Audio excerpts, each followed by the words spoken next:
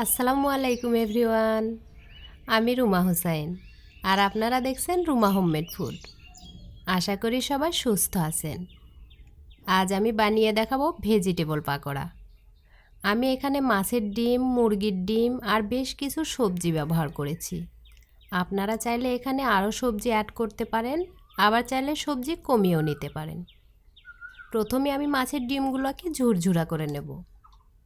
এই মাছের ডিমগুলো আমি লবণ হলুদ দিয়ে জাল করে নিয়েছি। এবার আমি যে সবজিগুলো ব্যবহার করছি সেগুলো হলো মিষ্টি কুমড়া, পেঁয়াজ কুচি, লাউ কুচি, ব্রোকলি, ধনেপাতা, পেঁপে এবং পেঁয়াজ পাতা। সব সবজিগুলো আমি কুচি করে কেটে নিয়েছি। এবার এগুলো মাছের ডিমের ভেতর ঢেলে দেব।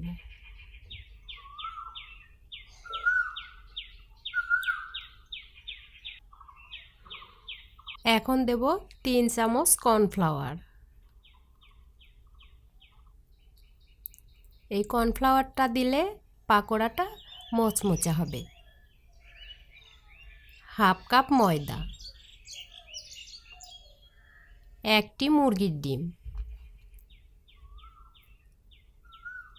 এবার দেব পরিমাণ মতো লবণ, হলুদ গুঁড়া, জিরা গুঁড়া, চাট মশলা,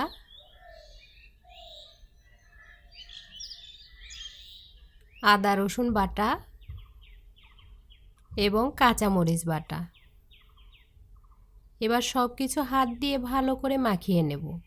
শীতকালে যেহেতু বিভিন্ন ধরনের সবজি পাওয়া যায়, তাই যেসব বাচ্চারা সবজি খেতে চায় না তাদের এভাবে পাকোড়া বানিয়ে দিলে খুব মজা করে খাবে। আমার বাচ্চারা তো একদমই সবজি খেতে চায় না, সেজন্য আমি এভাবে পাকোড়া কিংবা আনকমন কিছু বানানোর চেষ্টা করি, তাহলে বাচ্চারা খুব মজা করে খায়। মাখানোর কাজটা আমার কমপ্লিট। এবার এগুলো ভাজার পালা। চুলায় আমি তেলটা গরম হওয়ার জন্য বসিয়েছি। এবার গরম তেলে পাকোড়াগুলো ছোট ছোট করে তেলে ছেড়ে দেব।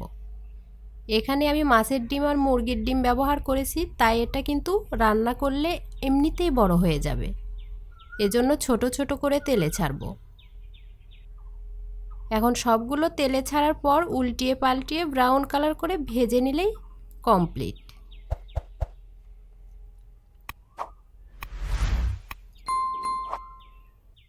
ভিউয়ার্স, যারা ইউটিউব থেকে দেখছেন তারা প্লিজ চ্যানেলটি সাবস্ক্রাইব করুন, আর যারা ফেসবুক থেকে দেখছেন তারা ফলো দিয়ে পাশে থাকুন। এবার নেড়েচেড়ে দুপাশটা ব্রাউন কালার করে ভেজে তুলে নেব।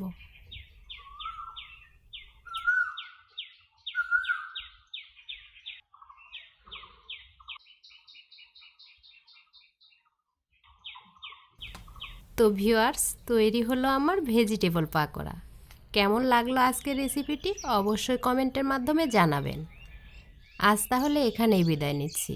দেখা হবে অন্য কোনো রেসিপির সঙ্গে নিয়ে। সে পর্যন্ত সবাই ভালো থাকবেন আর আমার জন্য দোয়া করবেন। আল্লাহ হাফেজ।